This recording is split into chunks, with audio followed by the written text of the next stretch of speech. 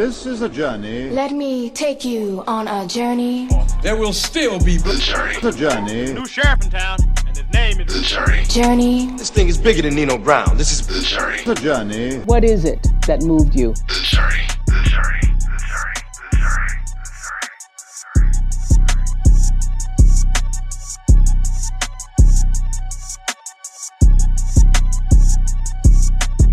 Journey. Welcome back to The Journey on the KUDZUKIAN Network. I'm your host, Larry Robinson. And as we always do, we bring you a Memphis icon. We bring you somebody that literally you can pattern your life after and find that success is right on the other side. So listen, today we have another Renaissance man. We have Mr. Martavius Jones, Memphis raised, Memphis born, Memphis bred, here on The Journey. Hello, Mr. Jones. How are you, sir? Hello, Larry. How are you, sir? Fantastic. Now, you've had so many experiences, but the first thing we're going to do is we're going to go through the getting to know you segment. So in this segment, we're going to throw back some questions, have a quick conversation, and really give people a quick Cliff Notes version of who Martavius Jones is. So first and foremost, outside of your parents, who is that person that had the biggest impact on your life and why? Good question. That's an easy one, though. Okay. But now you didn't say outside of my immediate family. So it's my grandfather. Okay. Tell us my about grandfather was born in the great year of 1922. Wow. He was a construction contractor. Mm-hmm. He did concrete. Okay. And so one of the things that I take pride, in some parts of Memphis, what used to take place for people who are in that particular trade, and you can walk around some parts of Memphis and see it. Whoever laid the sidewalk, they would print their name or have their name in the concrete there, stamped in the concrete, right, with the year in which it was laid. And so in front of my late great-grandmother's house, I used to always see my granddaddy's name. So it was my maternal great-grandmother's house, but it was my paternal grandfather who laid the sidewalk in front of our house. But, he didn't go to college. He may have just finished the 11th grade, but he provided for his family, which was my grandmother, my dad, and my aunt. So it would be him, man. Fantastic. All right. So we're going to talk about some decisions. What decision that you made that you didn't realize was going to be a life-altering decision? Leaving Memphis and going to college. Really? Yep. That was a big decision for you. Huge. What impact did it have on your life? My first 18 years of life, I didn't live anywhere but Memphis, Tennessee. Grew up here, born and raised. I went to Howard University in Washington, D.C. Larry, I went to Howard sight unseen. Wow. I did not take a campus tour. At the time I knew that I wanted to attend a historically black college. And Mom the whole time would say, well, you need a backup plan. You at least apply to the University of Tennessee or University of Memphis. Okay, whatever. But my two main choices were Howard University and Morehouse College in Atlanta. All right. So how I made that decision to attend Howard versus Morehouse was Washington, D.C. was the political political capital of the world. Absolutely. And I just felt that I could be, and Atlanta is a great city. Morehouse is an outstanding college, and it is definitely my number two. Okay. But I just felt that the world of possibilities, or I didn't know the world of possibilities, or what my world would open up to by attending college in Washington, D.C. I tell anybody, look, it's not just Howard that's there. You have American University, Catholic, George Washington, Georgetown, but everything outside of the campus of the electricity of Washington, D.C., it just opened my eyes to a world of possibilities. Fantastic. So taking that, going to Howard, I'm assuming that either at Howard or sometime shortly after, When did you know you were going to be a success in life? Well, I felt that I was humbled a bit. So, and this is going to go back to my my junior high days. Okay. So I grew up in what was known as the Willette Apartments. They no longer exist. They tore them down, but it's right off of South Willette and South Parkway. Okay. So my first year, and this was, I guess I was 5 years old in 1973. So this is at the beginning of the busing here in Memphis. Mm-hmm. So my first year, I went to Hamilton Elementary for kindergarten, but I was bused to Sherwood. Okay. Then we moved in the middle of my third grade year to the Oak Haven area, to the airport area. Mm-hmm. So I attend Oak Haven from the fourth grade to the eighth grade. I go to Bellevue in the ninth grade. And so in seventh, eighth grade, I think I'm a smart kid, but I get to Bellevue. Uh-huh. And there are kids who could run laps around me, but I just said, okay, well, you're not going to work harder than I am. And so it was then, and I felt that I was able to compete and keep up. Now, I had to put in a lot of effort, but I felt that being around people who almost in a nonverbal way challenged me. Right. And I said that I can compete, and going on to high school, it just sort of solidified that for me. Where were your early years were spent in Memphis? All of it. All 18 years of life. 18. Yep. All 18 in Memphis. What did Memphis give you? Memphis gave me fight. It gave me determination. Memphis, I say, you look at some other cities, I say Memphis has authenticity.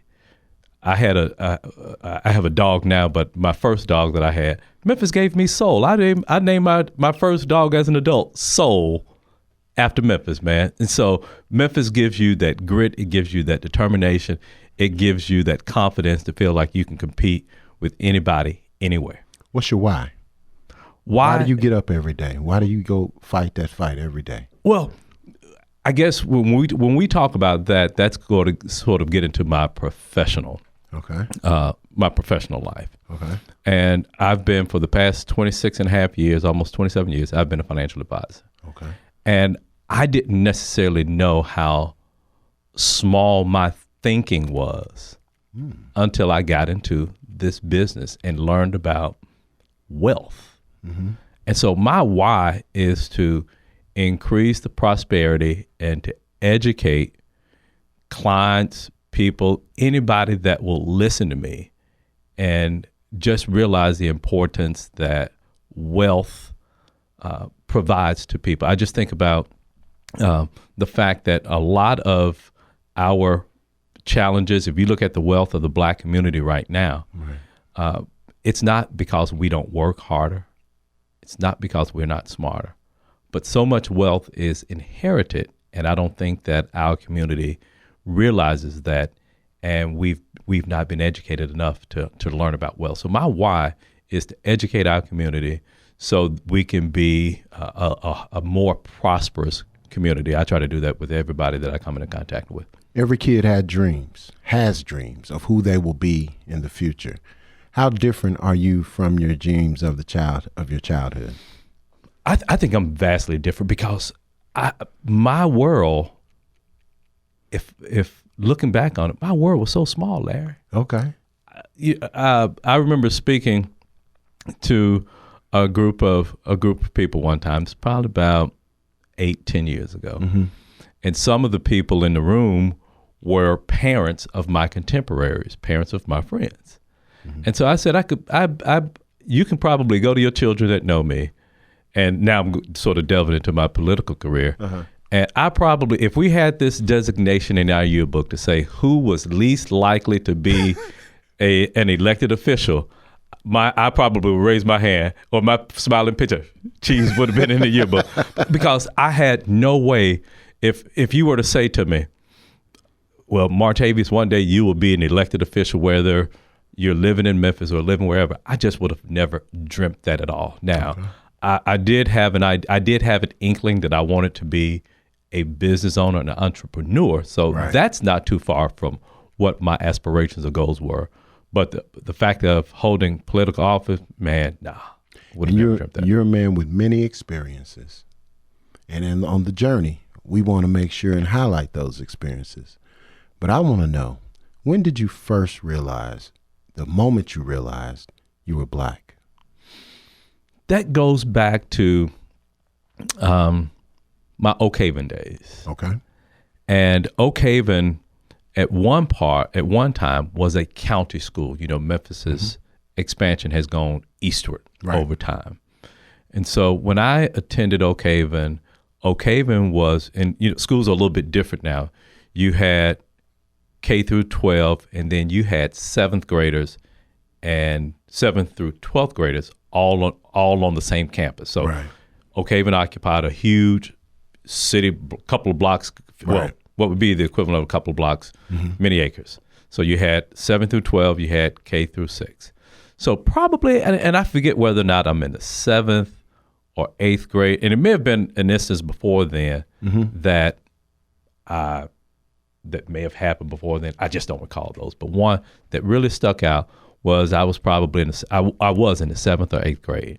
And what I used to like to do, or what I did, was I used to be the kid on the sidelines at the football games. Okay. Holding the yardsticks. So, 10 yards, holding those. And I forgot what team Oak Haven played, or whether it may not have even been Oak Haven. Right. But it was a football game going on, and I was over on the visitor side. Okay. And whatever school it was an all-white school. Right.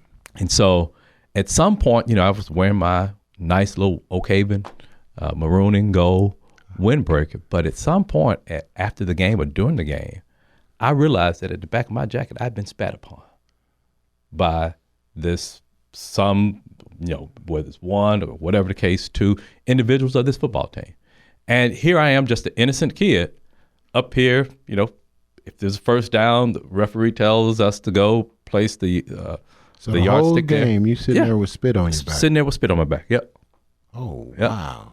So, but for no other reason, hey, I'm the only black kid on the sideline. I don't know who was holding the other side of the yardstick, but it was that experience that said, wow, they are the only reason that they're doing that is because of your race. Wow. Yep. Now listen, we're on the journey. This is the journey. And today we have another Memphis icon, Martavius Jones, elected official, several different jobs, and an entrepreneur. So listen, Martavius is going to unpack a lot of these stories and a lot of these things that have happened to him over his life so you can understand his journey on the journey. So don't go anywhere. Stay right there. We're going to pay a couple bills, come right back with more. Martavius Jones telling us about his journey on the KUDZUKIAN Network. The journey. Jazz, America's own original musical art form. When did it start? Who were and are some of the major players?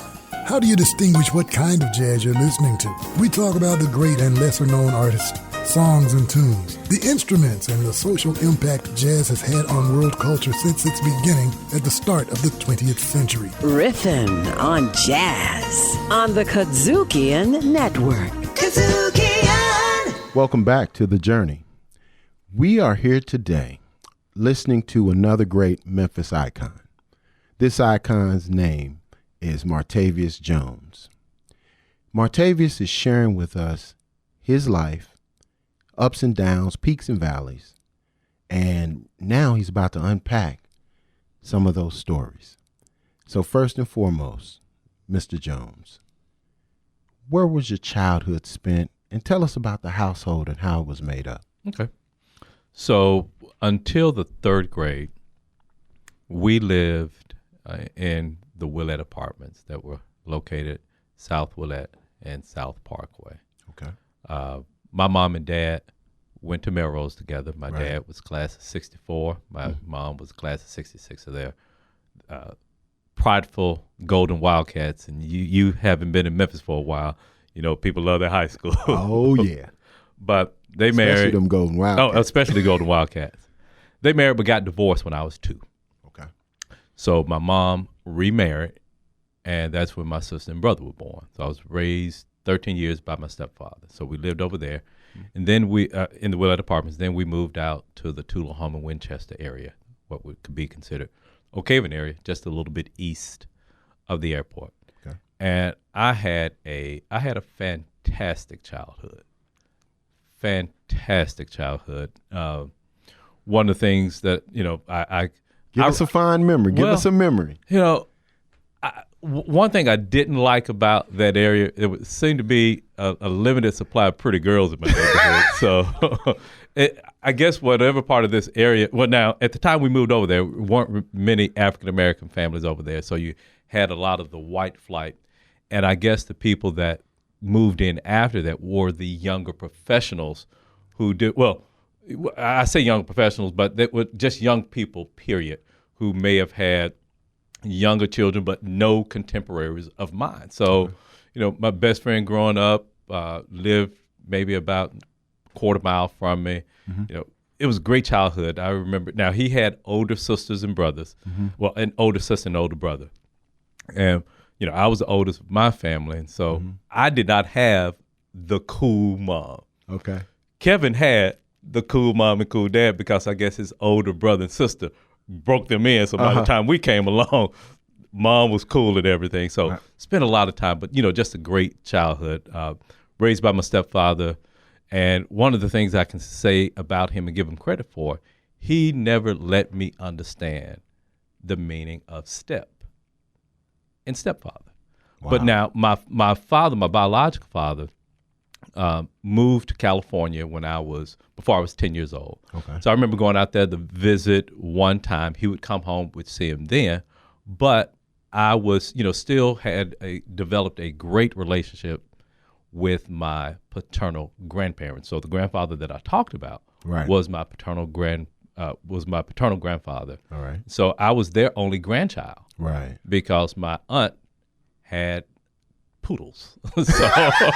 so she had dogs. So I was the only one. But no, when I and I talk about whether it's people that I went to high school with, junior high school with, just growing up in Memphis in the 80s, 70s and 80s, man, was fantastic. We had activities, things to do.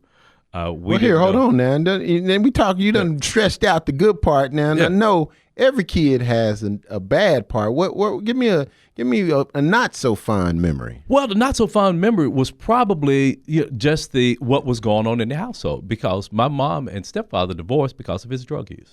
Oh man. Yeah, so that was I've been you never have, when you have experiences like that, you don't necessarily have to be the ones to say, well, I need to have a bad experience with drugs for me not to use them. Right. For me, it was seeing what the effects can be on the family. That could be that was all the deterrent that I needed. You're listening to The Journey on the KUDZUKIAN Network, and today we have Martavius Jones.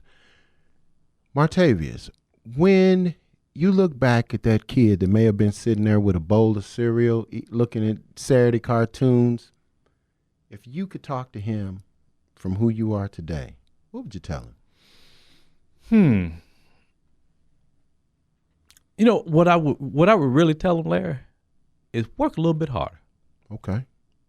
Work a little bit harder. Work a little bit harder. Unpack that a little bit. Because particularly when I was at the Oakhaven, right, I was probably one of the smarter kids there, and I didn't have to put in much effort.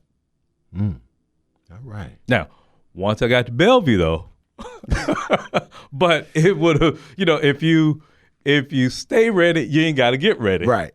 And I just would have worked a little bit harder because, I absolutely love what I do, but if I kid and say in another life, I don't consider them challenges, personal challenges, but there's some things that I would probably do a little bit different. And like I say, I love my life, but engineering, as I've gotten older, especially when in this technological age that we talked about, really fascinates me. Yes. I didn't do enough studying to be an engineering major in college. Now, I was good at math from a finance, accounting standpoint, that part of it. But when it comes to the science, the physics, that part of of what would entail engineering, I didn't apply myself enough to do that. But to see where we are from a technological standpoint, I would love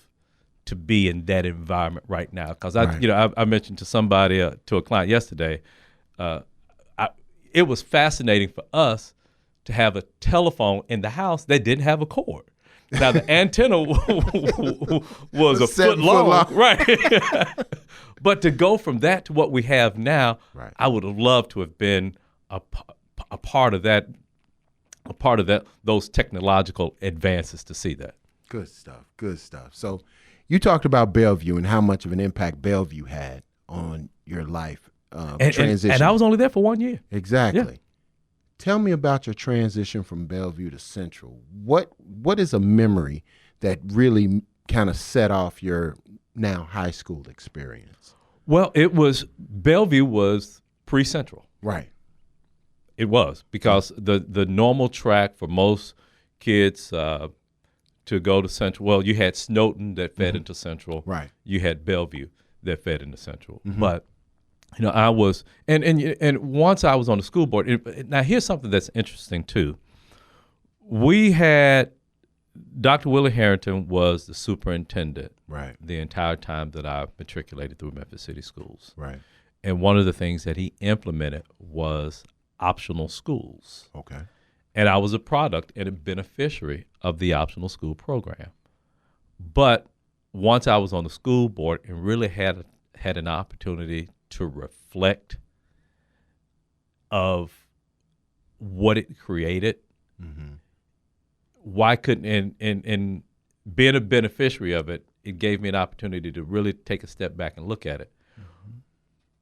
I wasn't challenged at Oak Haven. I was challenged at Bellevue and Central. Why couldn't, but what the optional school did, and it brought it, at Bellevue, you had people that lived in North Memphis, South Memphis, all over the city of Memphis. But what it made me realize, particularly once I got on the school board, is that we didn't invest enough in our neighborhood schools to keep kids like me challenged in the neighborhood. Right. My friends who, best friend, he would have been zoned to Carver. Why didn't we make enough investments in our neighborhoods, in our neighborhood schools, such that we didn't have to cherry pick those students who would have made, and I believe in a rise. Hold on. You taking this too far. Yeah. You getting too far down the road. So listen, you talk about, you made the transition from Central to Howard. At Howard, I'm sure there was a moment when you realized that you were an adult, or not too long afterwards. Tell me about that moment when you realized that life got real. Well, when you mentioned that, it made me think about the adult, and it basically said I wasn't ready. Because, when did you get ready? Well, so I attended Howard in the 80s. Right. But my first experience that made me chuckle about that was, my mom taught me how to do laundry or whatever. So the lady who worked at, and we didn't have all of these luxuries in the dorm. This was still D.C. This is not the gentrified District of Columbia it is now. This is Chocolate City in the in the heyday of Marion Barry, Memphis native. Right. But I can recall going to the laundromat up the street, carrying my bag of dirty clothes. And I forgot the whole procedure of how to wash. And I ended up washing, I ended up washing, Larry, my reds with my whites. So I had to have pink drawers. I had to have pink drawers until I got home for Christmas. Oh man, that's a learning experience. That was a learning experience. That was freshman year. Oh man. But sophomore year, Howard didn't have enough on-campus housing, and so what Howard did, they bought apartment buildings. Okay. Some of them were right down the street from downtown D.C. And man, I tell you, experience that I had right next to the dorm. We were on 15th Street. Okay. There was a convenience store, liquor store, dry cleaners, a little strip right next to the dorm, a little alleyway right there. And we used to see all the cars parked in front of it at the convenience store, liquor store, dry cleaners. Folks gonna be hanging out there. Right. And we see all of these Cadillacs. Cadillacs. Cadillacs. And what was funny, being from Memphis, they had Tennessee tags on them and Shelby stickers. Oh, wow. So these were, this is D.C. in the 80s. Okay. So you had the pimps in D.C. and they were from Memphis. So funny story, make it quick. We founded the Tennessee Club. Okay. When I was there, and we had a car wash. And so we had it at the dorm. And I see a guy with a canary yellow Cadillac. I don't know. I forgot whether it's Sedan DeVille or Seville. But no, it was four-door, so it wouldn't have been a Coupe DeVille. Yeah. But had a canary yellow, almost like a burgundy rag top. Mm-hmm. I go over to him. I see he is from Memphis, because Tennessee, Shelby County tags. And I ask him, can we wash? I said, hey, you're from Memphis. We're from Memphis. We go to Howard. Can we wash your car? We're the Tennessee Club. We had Nashville as well. Right. So he pulls his car around. Larry, there's not a speck of dirt on this car. So we might have charged, if we were charging $3, he probably gave us $20. We charged him $5, he gave us $20. So, nice little tip. Right. So we're washing the car. We put water on it, and the water beads up about the size of a quarter because the wax job is so good on this car, so not a speck of dirt. So as we're washing the car, I'm trying to have just strike up a conversation because other students are washing the car. I said, and my mom didn't necessarily, none of our parents probably knew that we were in this environment, but this dude was right out the doorway from where we were living. So he says to us, so I asked him, I say, hey, so you're in D.C. working? He says, no. Just pimping. So this is D.C. in the 80s, man. But hey, that was Memphis's influence on D.C. All right, well, listen, we only got a couple more minutes to learn about Martavius Jones and his journey. So what's your biggest regret? No, before we answer that question, I want to know one thing. Have you ever had your heart broken? Yes. Okay. My heart broke, and it probably was, I really wanted to intern, or really wanted to have my first job on Wall Street. Okay. And that goes back to not working hard enough. Okay. Bottom line. Now, I finished with a 3.14, so I finished with over a 3. Yeah. But I know a lot of those jobs probably required me to do a little bit better. But I think that what I do now, I'm helping people on Main Street, and a lot of people think that all the action has to be in New York on Main Street. It doesn't, because they're everyday people who are walking the streets of Memphis, Tennessee, who retire and need management of their assets. Right. But that's not getting a position on Wall Street. That probably was my heartbreak moment. Biggest regret? My biggest regret was not using what I learned in college in education. I thought that I had to have a nice corporate job. My biggest regret is not taking what I learned in college and applying that to my granddaddy's business.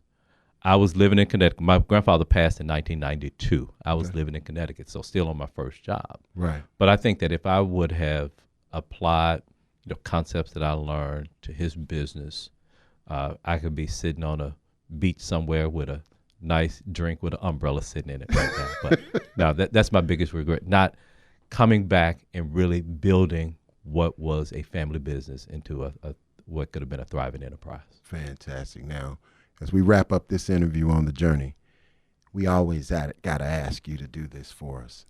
Young men are watching you, listening to you, all across the country. What do you want to leave them with to end this segment? Pick your friends wisely. There are numerous people who are probably sitting incarcerated somewhere because they were in the wrong place at the wrong time, and are just as innocent, Larry, as you and I. Right. But because they were in close proximity, close proximity to someone, they were cast and, are